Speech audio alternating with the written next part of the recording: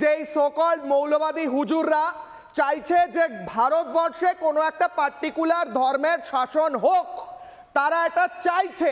কিন্তু ভারতবর্ষে হিন্দু মেজরিটি থাকা সত্ত্বেও ভারত একটি বৈচিত্র্যের দেশ, এটি সেকুলারিজমে বিশ্বাস করে, আমাদের সংবিধানে তাই রয়েছে। মানস দা, তারপর আমি আসবো গোপেন্দ্র বাবুর কাছে, আমি বুঝবো স্বামী বিবেকানন্দের পার্সপেক্টিভ। কিন্তু একটা লিমিট থাকে তো মানস দা, একটা লিমিট থাকে তো সহ্য করার।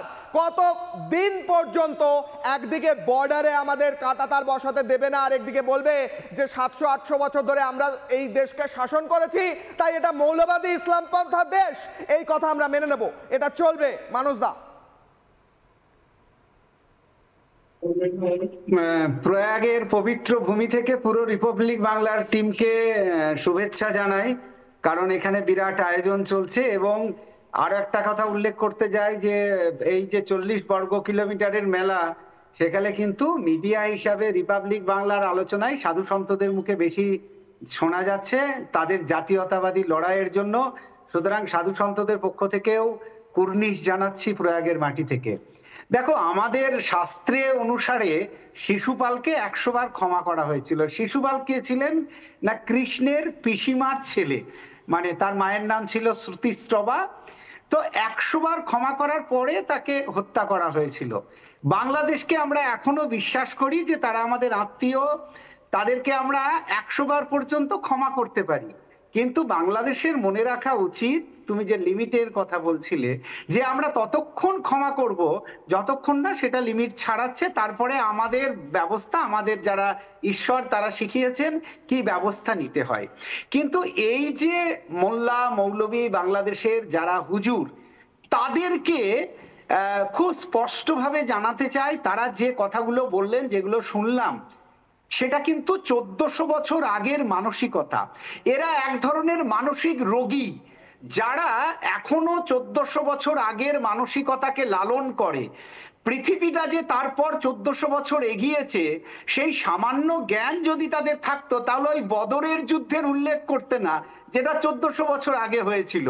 তো এই মানসিক রোগীদেরকে বাংলাদেশ কেন গুরুত্ব দিচ্ছে? কারণ বাংলাদেশ এখন স্ট্র্যাটেজি নিয়েছে যে ভারতের সঙ্গে গন্ডগোল জিইয়ে রেখে যতদিন থাকবে ততদিন ইউনিট সরকার এবং তার উপদেষ্টারা ক্ষমতায় থাকবে।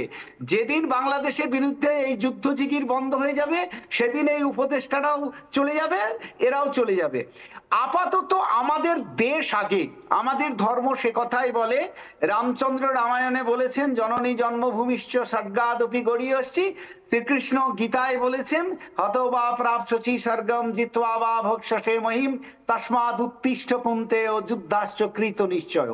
আমরা এখনো বিশ্বাস করি বসুধৈব কুটুম্বকম, কিন্তু বাংলাদেশের মানুষের মনে রাখা উচিত, বাংলাদেশের এই মানসিক রোগগ্রস্ত মোল্লা মৌলবী হুজুর তাদের উপদেষ্টাদের মনে রাখা উচিত যে এই 1400 বছর আগের মানসিকতা নিয়ে এই 2024 চলে না। আপনাদের 1400 বছর আগের মানসিকতা কাটিয়ে উঠুন রিপন, এমনটাই বলছেন মানস বাবু। রিপনের অডিও, কি উত্তর দেবেন? মানস বাবু সঙ্গে থাকুন, শুনুন কি বলছে রিপন। কোন উত্তর আছে আপনার কাছে?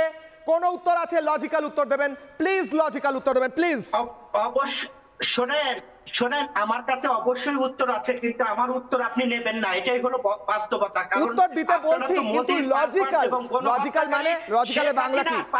যুক্তিপূর্ণ, যুক্তিপূর্ণ। যারা বিজেপির রাজনৈতিক দলের নেতৃবৃন্দ, শুভেন্দ্র সহ যারা বাংলাদেশ নিয়ে উস্কানি দেয়, বাংলাদেশ নিয়ে কথা বলে, আর বাংলাদেশের মানুষকে আঙুল চুষে বসে থাকবে নাকি কি করবে বলেন? আপনারা তো সেই যে বিজেপির নেতারা যখন বাংলাদেশ নিয়ে বিজেপি বলছেন, কোথায় বিজেপির কথা কোথায় আছে? আমাদের এখানে আপনার হুজুর বলছে আমাদের এখানে 700 বছর ইসলামিক শাসন চলেছে, তাই এই দেশটা নাকি ইসলামের। এই দেশটা কোন ধর্মের নয়, এই দেশটা প্রত্যেক ভারতবাসীর। আপনারা কেন গ্রেফতার করছেন এই ব্যক্তিকে? এবার শোনাবো। আপনার বাংলাদেশ থেকে আসা এক ব্যক্তির মুখে শুনুন আপনারা হিন্দুদের উপর অত্যাচার করেন। আপনার বাংলাদেশ থেকে আসা এক ব্যক্তি কি বলছে শুনুন, আজ আপনি এক্সপোজড হবেন, আপনার মুখোশ খুলবো। শুনুন ভাই, শুনুন।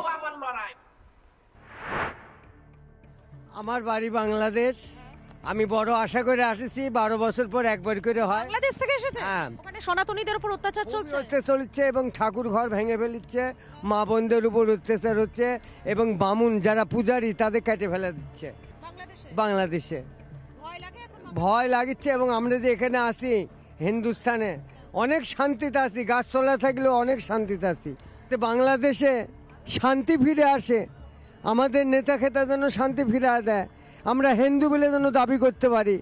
আমাদের হিন্দু বাংলাদেশে হিন্দু বলে দাবি করতে ভয় লাগছে। কোনো কিচ্ছু করতে পারছি না, আমাদের কাটে ফেলিচ্ছে, বামুনদের কাটে ফেলিচ্ছে, ঠাকুর ঘর ভেঙে ফেলিচ্ছে, কালী ঘর ভেঙে ফেলিচ্ছে, সব কিছু ভেঙে ফেলিচ্ছে। ম্যাডাম আপনি একটু দয়া করে এটা তুলে ধরবেন।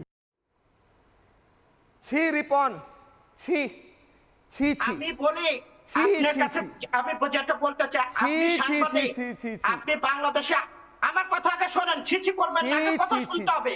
আপনি কথায় কথা ছিছি করেন কেন? ছি। আগে কথা শুনুন। আপনি বাংলাদেশে আসবেন, মানবিকতার আপনি সাংবাদিক লজ্জা। হিসেবে বাংলাদেশে আসবেন, বাংলাদেশের সমস্ত টাকা আমি দেবো, ছি, ছি। আমি রিপন আপনাকে দেবো, বাংলাদেশের মানবিকতার 64 জেলায় লজ্জা। ঘোরাবো।